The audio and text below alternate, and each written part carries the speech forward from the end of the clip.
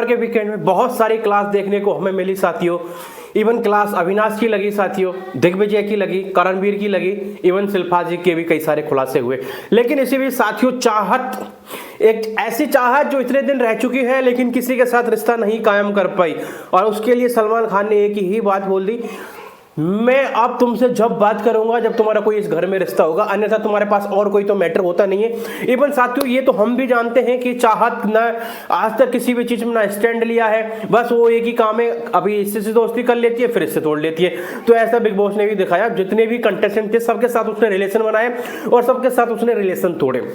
हालांकि छोटी मोटी कोई जब मजाक करता है वो भी उससे सहन नहीं होता और खुद मजाक करने के लिए आगे से चल पड़ती है। तो ये सारी चीजें हैं साथियों, कहीं ना कहीं चाहत को जो वोट मिल रहा है वो या तो सिंपैथी के आधार पर मिल रहा है अगर जाने, क्योंकि अगर हम बात करें गेम की तो चाहत बिल्कुल भी अच्छा गेम नहीं खेल रही साथियों, ये भी आप समझ रहे हैं। लेकिन फिर भी चाहत की अगर हम वोटिंग की बात करें तो वहां भी उसका तकरीबन 5वें नंबर पर रहा, क्योंकि नीचे अगर हम बात करें साथियों कशिश और फिर एलिस थी और एलिस का आविष्कार हो ही गया है साथियों। तो ये सबसे बड़ी बात है साथियों।